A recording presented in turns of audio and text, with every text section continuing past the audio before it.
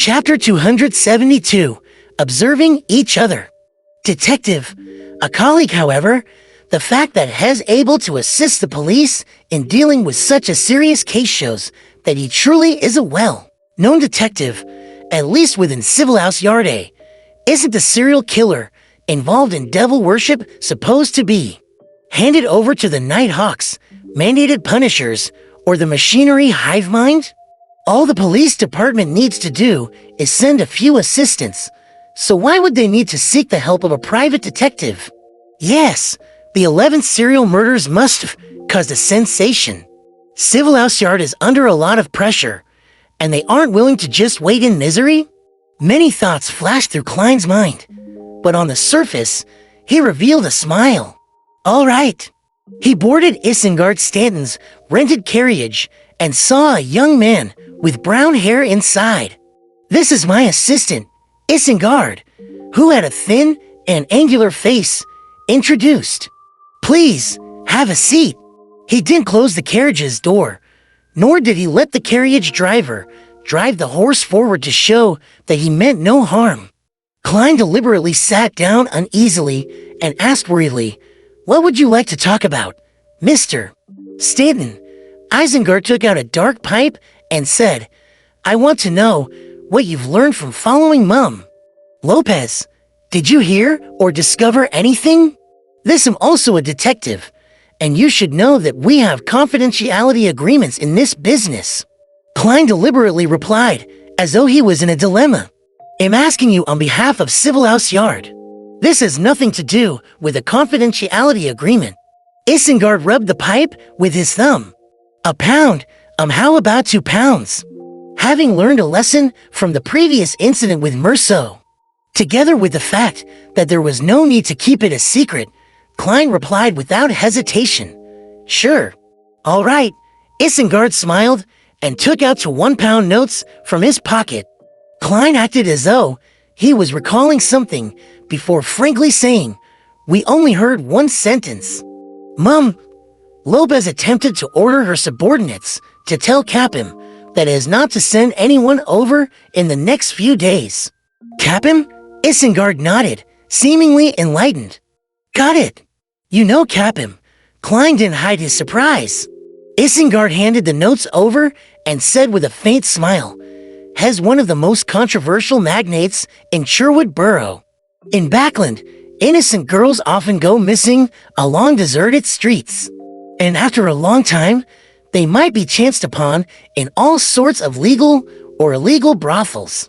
A lot of rumors point to Capim as the criminal honcho filled with blood and filth on his hands. But due to a lack of evidence, he remains free to this date. Furthermore, he knows a lot of important people. If that's true, then this fellow should die 1,000 times over." Klein nodded, sighed, and said, "This is Lone. This is Backland, Mr. Stanton. I shall bid you farewell. Thank you for your cooperation." Isengard got up midway as a polite gesture to send him off. "By the way, your fighting skills are excellent. Maybe we'll have a chance to work together in the future. How should I address you?" "Sherlock Moriarty," Klein answered briefly and got off the carriage. Only when he boarded a newly arrived tracked carriage did Isengard Stanton instruct his assistant to close the door and order the carriage driver to head towards Hillston Borough. Turning his head to the side, he looked out of the window. The gray-haired elderly gentleman had put away his dark pipe, pulled out a brass ornament from his pocket, slowly stroking it in his hand. The brass ornament was a pocket-sized open book with a vertical eye in the center. The appearance and getup of Mr. Moriarty from just now were a bit out of place. He wore very cultured gold-rimmed glasses, but he had deliberately grown a beard around his mouth, making him look crude and barbaric. This is not quite in line with the norm. In this day and age, people who wear gold-rimmed glasses tend to care a lot about their image, the image of having knowledge and bearing. Maybe as trying to hide something, of course. It's also possible that as a gentleman with an unusual aesthetic sense, Isengard seemed to be talking to himself, but he also seemed to be teaching his assistant. At that moment, Klein, who was sitting on the carriage, mumbled to himself silently. As he leaned against the wall, "That detective Isengard Stanton is problematic. Ever since I activated my spirit vision, he had a blue color of rational thought and indifference, and maintained a purple color of spirituality dominance. There weren't many other colors of emotion appearing. For normal people, unless they're wholeheartedly focused on studying a difficult problem, it's very difficult to maintain similar states for extended periods of time. Other emotions will inevitably appear, the difference being the issue of how long they can remain in that state.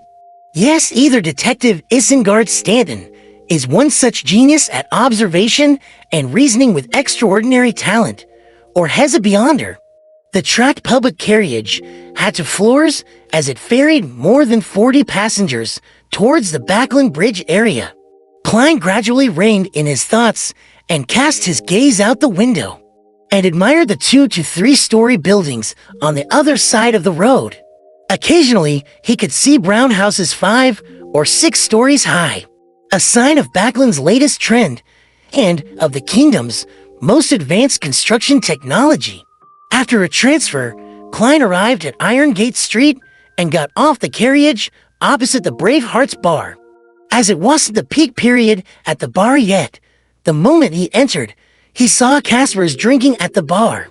The old man with the brandy nose had requested for a glass of Langsky Proof. His eyes narrowed in satisfaction as he savored the fragrance of the malt and the burning sensation in his throat. Klein moved closer, rapped the counter, and asked with a smile, "Is Merrick here?" At the same time, he had one hand in his pocket as he gripped Isaac's copper whistle, using his spirituality to shield its negative effects. Before he finished his sentence, he felt gazes sweep past him. It was evident that they were observing him. By the time he finished asking his question, the gazes moved away from him and focused on Casper's. The old man with the huge scar on his face opened his eyes, and when he saw that it was Klein, he said in a bad mood, "He didn't come. He didn't come yesterday either." "He didn't come." Klein let out a breath of relief, no longer using his spirituality to rap Isaac's copper whistle. "When I mentioned Merrick, someone looked at me when they heard that I was asking him for his whereabouts." The gaze shifted again. Someone is also looking for Merrick. Klein resisted the urge to turn around and observe as he analyzed the abnormality. Combined with an original doubt of his, he felt that the question now had a general answer to it. "I was puzzled last week. Why would a Sequence 5 Miss Bodyguard accept a 3-day protection mission for 1,000 pounds? This isn't to say that the price is too low, but rather that someone of that level already counts as a powerful person. In the Church of the Goddess, she's qualified to be a Nighthawk Deacon or a Diocese Bishop. If she can gain the favor of a holy artifact, she can even compete for the position of an Archbishop or a high-ranking deacon. Among the various secret organizations and intelligence agencies, Sequence 5 also implies that the person would be the person in charge of a borough, or at least the number 2 or 3. Even if it were a Beyonder who isn't a part of any organization, a person with such strength would be able to establish a small organization of their own. No matter which point of view it was from, Miss Bodyguard could enjoy tributes from her subordinates, so there was no need for her to personally take the job. At the time, I thought that I had most likely hired a Sequence 6 security guard who would be able to last a little longer against the expert sent by Bakerland, creating a chance for me. But who knew that Miss Bodyguard would be so terrifyingly strong? Judging from today's events, Miss Bodyguard and Merrick are probably similar to me. Their identities are sensitive, and they have to hide away. Yes, their situation might be even worse, and they have to constantly worry about being hunted down TCH to be able to hunt Miss Bodyguard. Even if that organization doesn't have any high Sequence Beyonders, they must have some holy artifacts or multiple Sequence 5 members. Of course, this is just my hunch. Perhaps it has to do with the exposure of Merrick as a Beyonder, and is now targeted by the Machinery Hive Mind Squad. After some thought, Klein said with regret, "Is that so? I was planning on playing cards with him." Upon hearing something that didn't match Klein's usual manner of speech, Caspers was alarmed. He didn't look around either, but chortled and said, "They'll be having a card game tonight. Texas, do you want to join in?" "No, I just want to play till dinner." "Sigh, I think I'll just head home." Klein sighed and left the Bravehearts bar without even ordering anything to drink. He had intended to ask Caspers about other Beyonder gatherings, but in that situation, he carefully abandoned the idea. In fact, he could have gone to a card room or some relatively sealed area to talk with Caspers, but just to be safe, he decided to wait until next time. Klein was in no hurry to return home. Instead, he went to the one-bedroom apartment he rented in East Borough and started divining above the gray fog to confirm that no one was following him. After easing his mind, he reached Mint Street before it was completely dark and found all sorts of subscribed newspapers crammed into his mailbox. "I was in a hurry to leave today, so I didn't even have time to read it. At the Quaylaw Club, I had a good meal after shooting practice and took a nap before being forced to play a few tennis matches with Talim. Heh, my skills aren't good enough, but my physical fitness can make up for that," he mumbled silently as he opened the door and went inside before twisting the gas lock.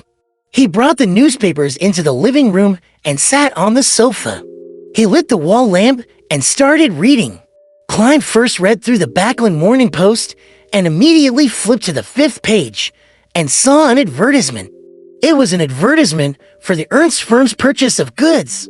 The prices were 7 pence per liter of flour, 1 solely of butter, 6 pence per pound of lard, 1 solely 3 pence per pound of cream, 8 solely per pound of Marquis black tea. In other words, there would be a Beyonder gathering in the same place at 8 in the evening tomorrow.